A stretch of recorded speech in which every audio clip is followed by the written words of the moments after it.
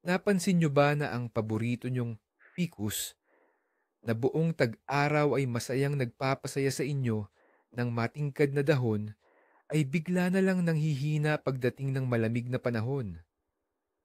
Naninilaw ang mga dahon, nalalagas, at pakiramdam nyo may mali kayong ginagawa. At sa totoo lang, malamang tama kayo. Ngayon, pag-uusapan natin ang mga pinakamadalas at pinakanakamamatay na pagkakamali na ginagawa ng 80%, 80% ng mga plant parent tuwing taglamig. Ang mga gawaing ito na madalas ay galing pa sa pinakamagandang intensyon ang siyang nagdadala sa ating mga halaman sa huling hantungan. Ibabahagi ko sa inyo ang 20 hindi halatang bagay na dahan-dahang pumapatay sa inyong mga berdeng alaga. At kapag natapos ninyo itong panoorin, malalaman nyo kung paano gagawing isang namumulaklak na oasis ang inyong bahay kahit pa sa pinakamalakas na lamig. Handa na ba kayong iligtas ang inyong mga berdeng sulok? Para malaman natin kung paano hindi makakasira, kailangan muna nating intindihin kung ano ba talaga ang nangyayari sa halaman tuwing taglamig. Para sa karamihan ng ating mga houseplant na galing sa tropiko, ang taglamig sa loob ng bahay ay isa talagang anomalya at matinding stress. Isipin nyo, sa pinanggalingan nila, laging mainit, mahalumigmig at maraming ilaw. Pero sa atin, ang sikat ng araw ay nababawasan ng kalahati, madilim ang sinag ng araw, at ang central heating ay nagpapalit sa hangin para maging parang disyerto ng Sahara. Bilang tugon sa masamang kondisyon na ito, ang halaman ay kusang nagpapabagal sa lahat ng proseso ng buhay nito. Nag-iiba ito sa isang estado ng pahinga, parang isang uri ng hibernation, pagtulog. Bumabagal ang metabolism nito. Halos hindi ito tumutubo at dahil dito, mas kaunti ang kinakailangan nitong tubig at sustansya. Ang pangunahin nating gawain sa panahong ito ay huwag siyang gambalain sa pagpapahinga, kundi suportahan lang ng maingat ang mga pangunahing tungkulin ng buhay nito. Ngunit sa halip, madalas patuloy natin itong inaalagaan gamit ang nakasanayan nating summer routine na nagdudulot ng tunay na apocalypse para sa halaman na gusto lang matulog. Ayan na, ang pagkakamali number 1, ang pinakamadalas mangyari. At syempre, ang pinakamapanganib, ang sobrang pagdidilig. Ito talaga ang pangunahing pumapatay sa mga pambahay na halaman tuwing taglamig. Nakikita natin na tuyo na ang lupa sa ibabaw, kaya nakaugalian na nating kumuha agad ng regadera. Pero nakakalimutan nating dormant o natutulog ang halaman. Sobrang konti lang ng tubig ang kailangan nila. Lahat ng sobrang tubig na binubuhos natin ay naiiwan lang sa lupa. Ang mga ugat ay nakalubog sa isang malamig, basang putikan na wala ng hangin. Dahil dito, sila ay nagsisimulang mabulunan, mabulok at tuluyang mamatay. Sa ibabaw, nakikita mo ang naninilaw at malalantang dahon, kaya akala mo kulang sila sa tubig. Kaya, dinidiligan mo pa ulit at lalo mo lang pinapalala ang sitwasyon. Tandaan ang simpleng tuntuning ito. Tuwing winter, mas mainam na kulang sa dilig kaysa sa sobra. Bago magdilig, laging suriin ang moisture ng lupa. Hindi lang sa ibabaw, kundi sa lalim na 2 hanggang 3 sentimetro. Kung basa pa rin doon, itabi muna ang regadera. Ang perpektong paraan ay ang gumamit ng kahoy na stick. Ibaon ito sa lupa hanggang sa ilalim ng paso at saka hilahin paakyat. Kung may kumapit pang basang lupa sa stick, ibig sabihin, hindi pa oras para magdilig. Ang susunod na tip ay may koneksyon sa nauna, pero marami pa rin ang hindi masyadong nagbibigay pansin dito. Ito ay ang pagdidilig gamit ang malamig na tubig, diretso mula sa gripo. Maaaring isipin mo, ano bang kaibahan? Pero malaki ang diferensya. Isipin mo na lang, tulog ka, relax na relax, tapos bigla kang buhusan ng sobrang lamig na tubig. 'Di ba? Shock, stress, at parang nanginginig ka. Ganyan din ang nararamdaman ng ugat ng iyong halaman. Ang biglaang pagbabago ng temperatura ay nagdudulot ng shock sa mga ugat, kaya nawawala ang kakayahan nilang sumipsip ng tubig o moisture kahit pabasa ang lupa.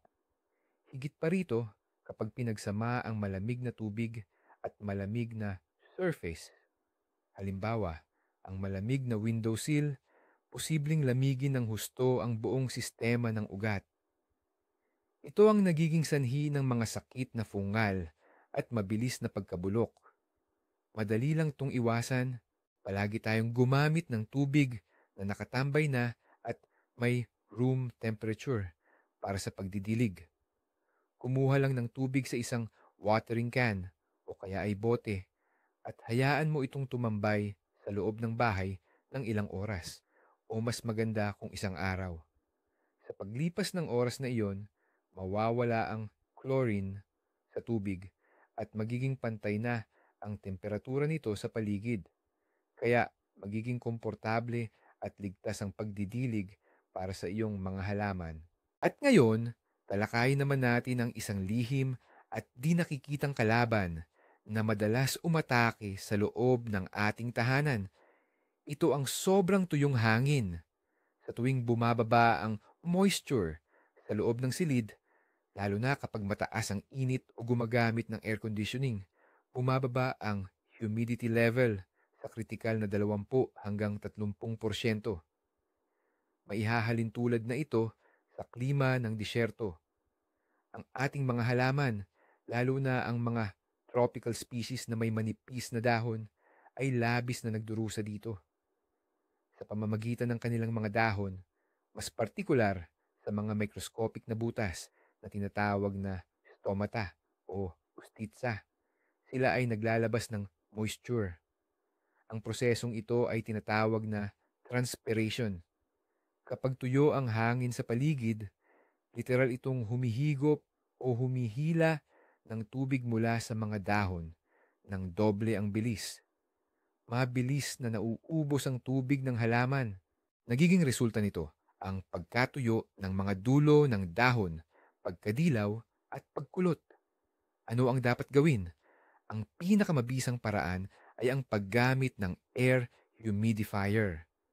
Ito ay makakatulong hindi lang sa halaman, kundi pati na rin sa inyong kalusugan. Para sa mas budget-friendly na solusyon, ilagay ang mga paso sa tray na may basang graba o clay pebbles, keramzit.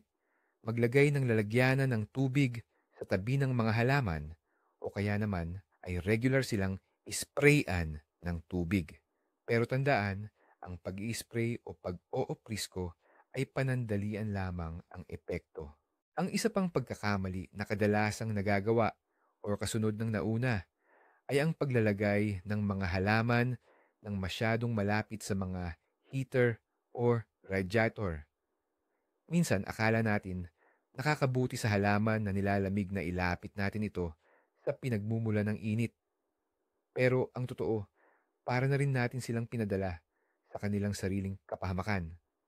Ang mainit at tuyong hangin na umaangat mula sa radiator ay sinusunog ang mga dahon at agad na pinapatuyo ang lupa. Kahit araw-araw mo pa itong diligan, mananatili itong apektado ng dehydration. Ito ay dahil hindi nakakaabot ang ugat na magbigay ng tubig sa dahon kasabay ng bilis ng evaporation nito. Ang magiging resulta ay mga tuyot at kayumangging batik sa dahon, pagkalanta, at mabilis na pagkamatay. Kung ang iyong windowsill ay nasa mismong ibabaw ng radiator, subukan mong gumawa ng harang. Pwede kang gumamit ng espesyal na screen na nagre-reflect ng init o kaya naman maglagay ka ng malapad na tabla sa ibabaw ng radiator. Ngunit ang pinakamaganda, humanap ka na lang ng ibang lugar para sa halaman. Isang lugar na mas malamig at malayo sa agos ng sobrang init na hangin. Ang tamang distansya mula sa radiator ay hindi bababa sa 1.5 hanggang 2 metro. Takot tayo sa sobrang init na dulot ng mga gamit. Pero madalas nating nakakalimutan ang isa pang kalaban, ang malamig na bugso ng hangin. Kailangan nating magpalabas-pasok ng hangin sa loob ng bahay. Pero para sa ating mga halaman, ito ay nagdudulot ng malaking panganib. Ang biglaang bugso ng nagyeyelong hangin, kahit sandali lang, ay nagdudulot ng matinding shock sa ating mga halaman na likas sa tropiko. Maaaring magkapasa-pasa, manilaw, at malaglag ang kanilang mga dahon. Minsan, sa loob lang ng isang gabi. Lalo na itong masama sa mga halaman tulad ng ficus, croton, at maranta. Kayang-kaya nilang ilaglag ang halos lahat ng kanilang mga dahon pagkatapos ng isang beses na pagpapahangin na mali ang diskarte. Ano ang solusyon? Bago mo tuluyang ibukas ng maluwag ang bintana, siguraduhin mong nailipat mo ang mga halaman mula sa bintana o sa lugar na direktang tatamaan ng bugso ng hangin. Kung hindi ito kayang gawin, gumamit lang ng microventilation mode o maliit na bukas sa bintana.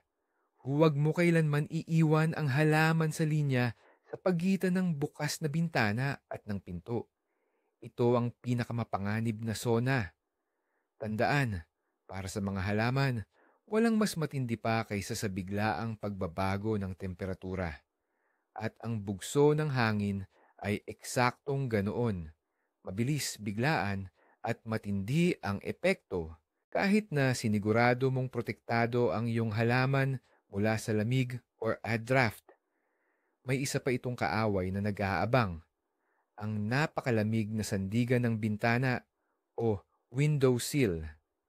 Kadalasan hindi natin naiisip na ang ibabaw ng sandigan ng bintana, lalo na sa mga lumang bahay, ay sobrang lamig, halos kasintigid ng temperatura sa labas. Ang paso na nakapatong dito ay lumalamig at kasama nitong lumalamig ang lupa at ang mga ugat. Kapag lumamig ang lupa, hindi na gumagana ng maayos ang mga ugat at hindi na sila nakakakuha ng tubig kahit pabasa ang lupa. Ito ang nagiging sanhi ng tinatawag na physiological drought. Maraming tubig sa paligid, pero ang halaman ay nauuhaw. Ang mga epekto nito ay katulad ng pagdidilig gamit ang malamig na tubig. Nabubulok ang ugat, nanghihina ang halaman, at madaling dapuan ng sakit. Napakasimple ng solusyon. Huwag ilagay ang paso ng direkta sa malamig na bato or plastik. Gumamit ng pangilalim or plant stand. Pwede itong kahit ano. Isang espesyal na foam mat, piraso ng cork, ilang patong ng karton, isang kahoy na dosena, o simpleng magandang tela. Ang simpleng harang na ito ay makapagliligtas sa mga ugat mula sa labis na lamig at mapapanatili ang kalusugan ng iyong halaman. Ang taglamig ay kadalasan panahon ng kadiliman. Maikli ang araw at ang sikat ng araw ay madalas nakatago sa likod ng mga ulap at tila ba napakababa. Tandaan, ang liwanag ay ang pangunahing pagkain ng mga halaman at ito ang pinagmumulan ng enerhiya para sa tinatawag na photosynthesis. Kapag nagkukulang ito, bumabagal o humihinto ang proseso ng pamumuhay nito.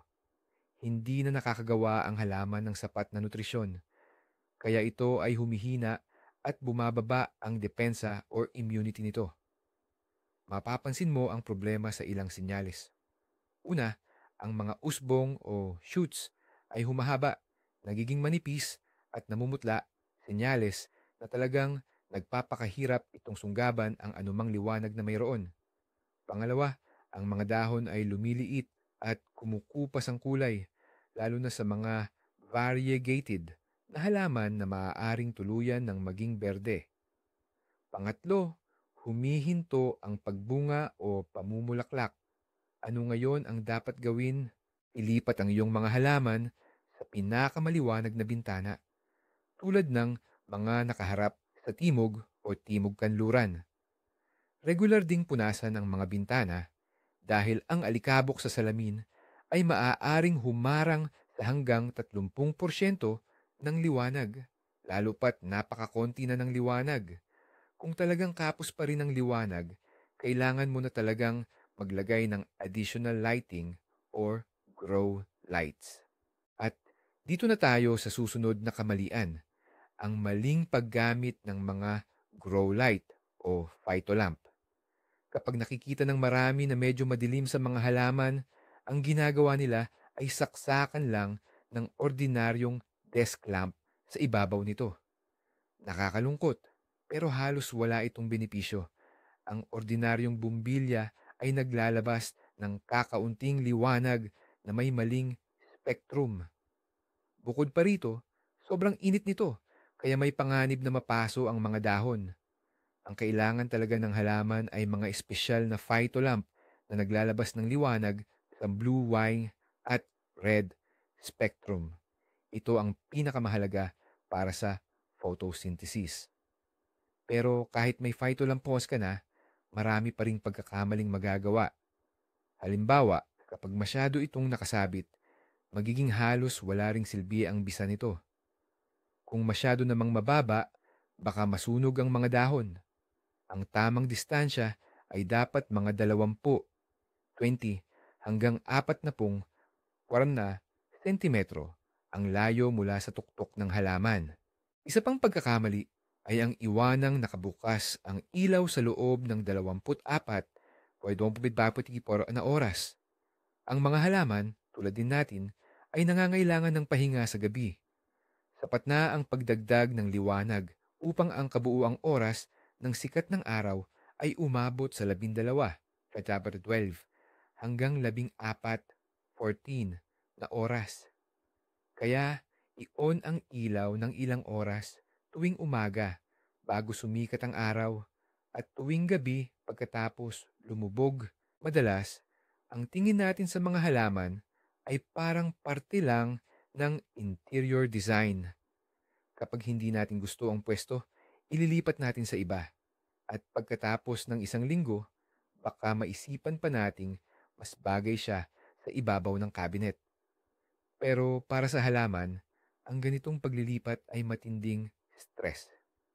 Nakasanayan na kasi nito ang eksaktong antas ng liwanag, halumigmig at temperatura sa mismong lugar na iyon. Tinuon na nito ang mga dahon niya sa pinagmumulan ng liwanag sa tamang anggulo. Ang bawat paglipat ay nangangahulugan ng muling pag-a-adaptibon sa bagong kondisyon at gagastos ito ng mahalagang enerhiya na sadyang kakaunti na tuwing taglamig. Bilang resulta, ang halaman ay maaaring malaglagan ng dahon o kaya'y huminto sa paglaki. Mas lalo namang sensitibo sa paglilipat ang mga ficus, citrus at orchids. Kaya naman, ang gintong patakaran para sa pag-aalaga tuwing taglamig ay minimum na panggugulo. Hanapan ng angkop na lugar ang halaman bago pa magtaglagas at iwanan na lang ito diyan hanggang sa sumapit ang tagsibol. Ang tanging paggalaw na makakabuti sa kanya ay ang panapanahong pag-ikot ng paso upang maging pantay ang paglaki ng kanyang mga sanga at dahon. Ang isa pa sa mga pagkakamaling nagagawa natin, kahit na mabuti ang intensyon, ay ang pag-aabono or paglalagay ng pataba. Iniisip kasi natin, kapag nakikita nating mahina at maputla ang halaman, kulang ito sa sustansya. Kaya naman, dinaragdagan natin ng sobra-sobra ang pataba para kunwari ay suportahan ito. Pero para lang din itong pinapakain mo ng mabigat na hapunan ng taong tulog na tulog. Sa taglamig or winter dormancy na natutulog ang halaman, bumabagal ang metabolism nito at hindi nito kayang i-absorb ang lahat ng sustansyang iyon. Ang mga di nagamit na salt o asin mula sa abono ay maiipon sa lupa na magdudulot ng toxic environment. Susunugin nun nito ang malambot at huminang mga ugat na magiging dahilan ng pagkamatay ng mga ito. Kaya imbis na gumaling, lalo lang itong lalala. Tandaan, mula Oktubre hanggang Marso, huwag kang mag-abono sa halos lahat ng indoor plants. Ang tanging exception lang dito ay ang mga uri na namumulaklak sa taglamig tulad ng Christmas cactus or poinsettia. Pero kahit sa mga ito, dapat kalahatiin mo lang ang dosage ng abono kumpara sa ginagamit mo tuwing tag-init. Ang paglilipat ng halaman o pagre-repot ay parang seryosong operasyon para sa kanila. Kahit nga raw, sa panahon na paborable tulad ng tagsibol, spring, stress pa rin ito. Pero kapag taglamig, winter ka nagrepot, doble ang stress. Baka hindi na ito kayanin ng halaman, lalo na kung mahina na ito at nasa state of dormancy o tulog. Kapag naglilipat ka, tiyak na masisira ang maliliit na ugat na sumisipsip ng nutrients. Kung tagsibol, mabilis na makakapagpatubo ang halaman ng bago dahil aktibo ang paglaki nila. Pero kapag taglamig, dahil nagpapahinga sila, wala silang lakas para magpatubo ng bagong ugat. Ang mga ugat na nasira, madali lang yan mabulok sa malamig at mamasamasang lupa. Imbis na makatulong tayo, parang hinahatid lang natin sila sa dahan-dahang pagkamatay. Kaya tandaan, huwag na huwag kang maglilipat ng halaman sa taglamig dahil lang sa trip mo o dahil lang sa naliliitan ka na sa pot o gusto mo lang palitan ng lupa. Ang winter repotting ay okay lang kung emergency na o panlunas talaga. Halimbawa, kung nasobrahan mo sa dilig at nabubulok na ang ugat o kung nabasag ang paso. Sa lahat ng ibang sitwasyon, tiisin mo at maghintay ka na lang hanggang tagsibol. Parang simple lang ang pagkakamaling ito. Pero grabe ang pinsalang maidudulot nito. Ang tinutukoy natin, ang pagbabaliwala sa alikabok na naiipon sa mga dahon ng halaman. Sa loob ng ilang panahon, naiipon ang makapal na layer ng alikabok sa malalapad na dahon ng mga halaman tulad ng monstera, ficus, at philodendron. Ang layer na ito, parang isang makapal na kurtina, ay humaharang sa liwanag papunta sa ibabaw ng dahon. Dahil dito, bumababa ang bisa ng photosynthesis na kulang na nga sa simula pa lang. Pero hindi lang yun. Binabarahan din ng alikabok ang tinatawag na stomata, ang maliliit na butas kung saan humihinga at nagpapasingaw ng tubig ang halaman. Parang pinipilit tayong huminga sa loob ng isang maalikabok na sako. Ang resulta, nagugulo ang palitan ng hangin o gas exchange at ang halaman ay lalong nanghihina. Dagdag pa rito, ang layer ng alikabok ay perpektong lugar para magparami ang mga peste, lalo na ang spider mites. Kaya gawin nating routine na kahit minsan lang sa 2 linggo, bigyan natin ng bath day ang ating mga halaman. Dahan-dahan nating punasan ang magkabilang gilid ng dahon gamit ang basang malambot na tela o espongha. Para naman sa mga halaman na maliliit or balbon ang dahon, maingat natin itong banlawan sa ilalim ng maligamgam na shower. Pero siguraduhin nating takpan ng plastik ang lupa sa paso. Normal lang na gustuhin nating bigyan ng magandang hugis o porma ang ating halaman. Pero tandaan na ang taglamig o cold season ang pinakamahirap na oras para sa malalaking pagtabas o major pruning. Ang pagtabas ay maituturing na sugat sa halaman at nagpapalakas ng paglago ng mga bagong sibol. Sa tagsibol, dahil marami itong enerhiya at liwanag, madali lang itong makakabawi at mabilis itong magsasanga. Ngunit sa taglamig, dahil natutulog ang halaman, wala itong sapat na resources o lakas para maghilom o maglabas ng bagong usbong. Ang pagtabas sa panahon ng pagtulog ay labis na nagpapahina sa halaman at ginagawa itong mas madaling dapuan ng sakit. Ang tanging magagawa lang nito ay ubusin ang huling reserba ng enerhiya para maglabas ng ilang mahihinang usbong na magiging manipis payat at nananangang sanga. Ang tanging uri ng pagtabas na pinapayagan tuwing taglamig ay ang sanitary pruning or paglilinis. Dapat at kailangan mong tanggalin ang mga tuyong sanga, pati na rin ang mga naninilaw at may sakit na dahon. Nakakatulong ito para hindi masayang ang lakas ng halaman sa pagsuporta sa mga bahaging unti-unti nang namamatay, at pinapaganda rin nito ang sirkulasyon ng hangin. Pero ang pag-iiba ng hugis, pagpapasigla o anumang seryosong pagtabas ay ipagpaliban muna natin hanggang sa Marso.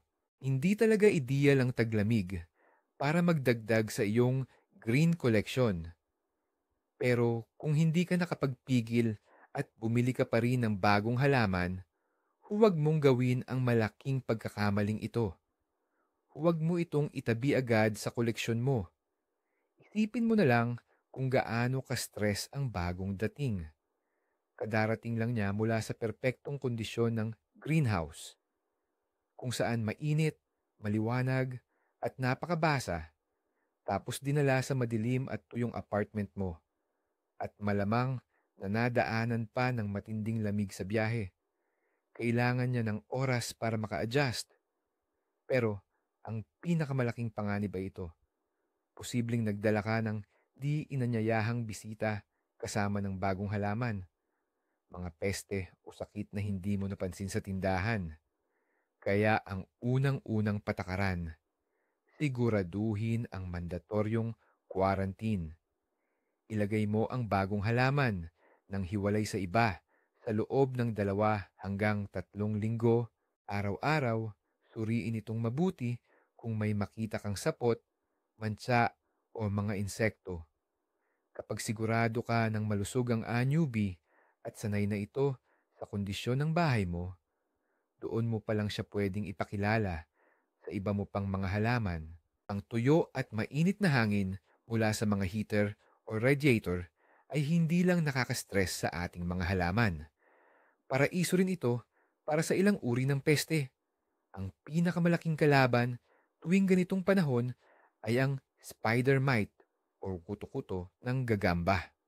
Ang mikroskopikong gagamba na ito ay mahilig sa tuyo at mainit. Sa ganitong kondisyon, napakabilis nilang dumami. Sa loob lang ng ilang linggo, kaya nilang balutan ng manipis na sapot ang buong halaman habang sinisipsip ang lahat ng katas nito. Ang mga dahon ay mapupuno ng maliit na dilaw na tuldok, matutuyo at tuluyang malalagas. Dahil kadalasan ay bihira tayong mag-inspeksyon ng halaman tuwing taglamig, madaling hindi mapansin ang mga unang senyalis ng paglala. Kapag naging malinaw na ang problema, mas mahirap na itong gamutin. Kaya gawin na nating kaugalian ang regular na pag-iinspeksyon sa ating mga halaman kahit isang beses lang sa isang linggo. Tiyaking titingnan ninyo ang ilalim ng dahon, ang mga singit ng sanga, at ang mga bagong sibol. Sa oras na may makita kang kahina-hinala, ihiwalay agad ang halaman at simulan ang paggamot gamit ang mga espesyal na produkto o acaricides. Malaking tulong din ang pagpapataas ng humidity ng hangin bilang pag-iwas sa paglala ng peste. Sa kagustuhan nating makabuo ng magagandang arrangement at para makatipid sa lugar, madalas nating pinagsasama-sama ang mga halaman nang hindi iniisip kung compatible ba sila sa isa't isa. Ito ay maaaring maging seryosong pagkakamali, lalo na kapag taglamig. Halimbawa, maglalagay ka ng succulent na nangangailangan ng malamig at tuyong pahinga sa tabi ng isang tropical calathea na kailangan naman ay mainit at mataas na humidity. Sa pag-aalaga mo sa calathea, mag-spray ka ng tubig para maging mamasa-masa ang paligid, pero ang halumigmig na iyon ay makasisira naman sa iyong succulent. O kaya, kung lalamigin mo naman ang paligid para sa cactus, mamamatay sa ginawang katabi niyang sanay sa init. Ang resulta, isa o pareho sa mga halaman mo ang magdurusa at magkakaproblema. Kaya naman, kapag nagpapangkat ka ng halaman, laging isaalang-alang ang individual na pangangailangan ng bawat uri. Pagsama-samahin ang mga halamang may parehong pangangailangan sa liwanag, temperatura at humidity. Ang mga mahilig sa halumigmig sa mga mahilig din. Ang mga sanay sa tuyot sa mga sanay din. Sa ganitong paraan, makakagawa ka ng sarili nilang microclimate at masisiguro mo ang tamang pag-aalaga nang hindi naaapektuhan ang kanilang mga kapitbahay. Sa mga tindahan, makakakita ka ng napakaraming klase ng spray na ginagamit para kuminang ang mga dahon ng halaman. Ang sabi ng mga marketer, hindi lang daw gaganda ang halaman mo dito, kundi magiging malusog pa dahil pinoprotektahan daw ito mula sa alikabok. Pero ito ay isang malaking kasinungalingan at isang mapanganib na pagkakamali. Ang mga aerosol na ito ay may lamang waxes, mga mantika, oils, at iba pang chemical na lumilikha ng manipis pero siksik na pelikula na film sa ibabaw ng dahon. Oo, kumikinang na ang dahon. Pero ang pelikulang ito ay nakabara ng todo sa mamestomata o yung mga butas kung saan humihinga at naglalabas ng tubig ang halaman. Dahil dito, naaapektuhan ang normal na proseso ng pagpapalit ng hangin at pagpapawis ng halaman or jet transpiration. Para lang din ito na nilagyan natin ng makapal na varnish or nail polish ang ating balat. Ang resulta, hindi na nakakagana ng maayos ang halaman, humihina ito at nagiging mas madaling dapuan ng sakit at peste. Gusto mo bang maging malinis at makintab ang mga dahon mo? Wala nang hihigit pa sa lumang paraan na subok na punasan mo lang ito gamit ang malambot at basang tela. Ito, hindi lang nakakawala ng alikabok at hindi nakakabara sa mga pores. Makikita mo pa agad kung may peste na. Ang isa sa pinakamapaminsalang pagkakamali na nagagawa natin ay ang pagpapanik. Lumapit ka sa paborito mong halaman at nakakita ka ng isang naninilaw at nalaglag na dahon. Ang unang reaksyon natin, grabe, patay na siya. Kailangan nating kumilos agad. At dito na nagsisimula ang magulong pagre-revive. Dinidiligan ng sobra, nilalagyan ng pataba, inililipat ng pwesto, at kung ano-anong spray ang ginagamit. Sa 99% ng pagkakataon, ang mga kilos na ito na bunga ng pagpapanik ang pumapatay sa halaman, hindi yung nag-iisang dilaw na dahon. Tandaan ninyo, ang bahagyang paglalagas ng dahon ay madalas na normal na proseso. Nagtatanggal ang halaman ng mga luma at ilalim na dahon para makatipid ng enerhiya para sa mga bagong usbong. Bago ka gumawa ng anumang hakbang, huminto muna at suriin ang sitwasyon. Tingnan ang moistness ng lupa. Silipin kung may mga peste. Isipin kung na-expose ba sa malakas na hangin o kung inilipat ba ito kamakailan. Huwag kang magpanik. Kadalasan, ang pinakamahusay na magagawa mo para sa halaman sa ganitong sitwasyon ay hayaan lang itong mapag-isa. Ang kalmadong pagmamasid ang susi sa tagumpay. Ang mga halaman, tulad ng sunflower, ay sadyang nakatuon sa paghahanap ng liwanag. Kung ang inyong paso ay nakalagay lang sa bintana at hindi nyo ito ginagalaw, lahat ng dahon at sanga ay mapipilitang tumubo at umikot patungo sa isang direksyon, papunta sa liwanag. Dahil dito, nagiging tabingi ang pagbuo ng korona. Ang bahaging nakaharap sa loob ng silid ay magiging kalbo, mahina at hindi siksik, habang ang bahaging nakakakuha ng liwanag ay magiging malago. Hindi lang ito pangit tingnan, kundi nakakasama pa sa halaman. Nawawalan ito ng balance at nagiging matatag. Bukod pa rito, ang mga dahong laging nasa lilim ay hindi nakakakuha ng sapat na liwanag para sa proseso ng photosynthesis. Kaya't sa paglipas ng panahon, maaari silang mamatay. Upang lumaki ng simetriko ang korona, at masiguro na lahat ng bahagi ay nakakakuha ng parehong liwanag, kailangan mong paikuti ng paso ng regular. Gawin ito minsan sa loob ng 1 hanggang 2 linggo. Iikot nyo ang halaman ng 90 degrees or katumbas ng isang kapat na ikot. Ang simpleng aksyon na ito ay tutulong sa inyo na makabuo ng maganda, balanse at malusog na halaman. Isang mahalagang paalala, huwag itong gawin sa mga halamang namumulaklak na tulad ng orchids o Christmas cactus. Dahil sa biglaang pagbabago ng posisyon, maaari nilang ipalaglag ang kanilang mga usbong. Ang panghuli, ang pang-20 pagkakamali sa listahan natin ay tungkol sa pagpili ng tamang paso.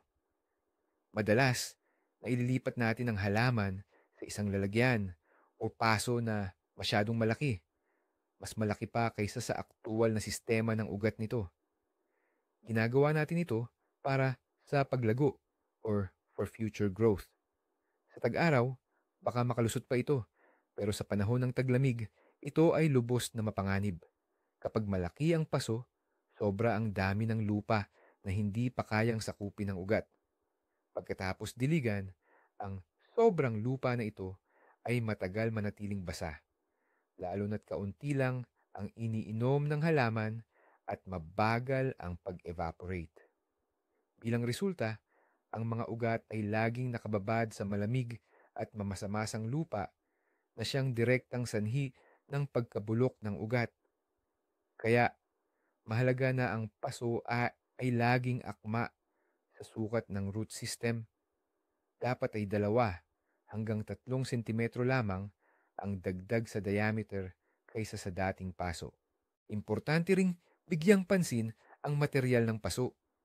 Ang mga paso na yari sa luwad, clay o terracotta ay nakakahinga at mas mabilis matuyo. Ito ay malaking bentahe sa taglamig, lalo na para sa mga halaman na madaling ma-overwater. Samantala, ang plastic na paso ay mas matagal humawak ng moisture. Bagamat ito ay mabuti para sa mga halaman na mahilig sa tubig, water-loving species, nangangailangan ito ng mas maingat na pagdidilig. Isaalang-alang ang mga salik na ito upang mabigyan mo ng komportabling kalagayan ang root system ng iyong halaman. Kaya ayon, dahil sa sobrang kagustuhan nating mapaganda ang ating mga halaman, unti-unti nating ginagawang obstacle course o mahirap na pagsubok ang taglamig para sa kanila. Ang pinakamahalagang aral dito ay ito: ang pag-aalaga sa taglamig ay hindi tungkol sa mas marami, kundi sa mas kaunti. Mas kaunting tubig, mas kaunting pataba, mas kaunting paglilipat, at mas kaunting kaba. Ang taglamig ay panahon ng pahinga para sa halaman, hindi panahon ng aktibong paglaki, at trabaho nating ibigay sa kanila ang kapahingahang iyon. Tandaan, ang susi sa tagumpay ay ang pagmamasid. Ang mga halaman mismo ang magsasabi sa inyo kung ano ang kailangan nila. Matuto lang tayong pakinggan at intindihin ang tahimik nilang wika. Salamat sa inyong panonood hanggang dulo. Kung may natutunan kayong bago at kapakipakinabang, paki-like at mag-subscribe na rin sa channel para hindi kayo maiwan sa mga susunod nating green discussions. At ngayon, ang pinaka-interesanting tanong para sa inyo. Sa 20 pagkakamaling ito, alin ang madalas mong nagagawa? Magtapat sa comment section. Magbahagi tayo ng karanasan at sabay-sabay nating iligtas ang ating mga halaman. Hanggang sa muli.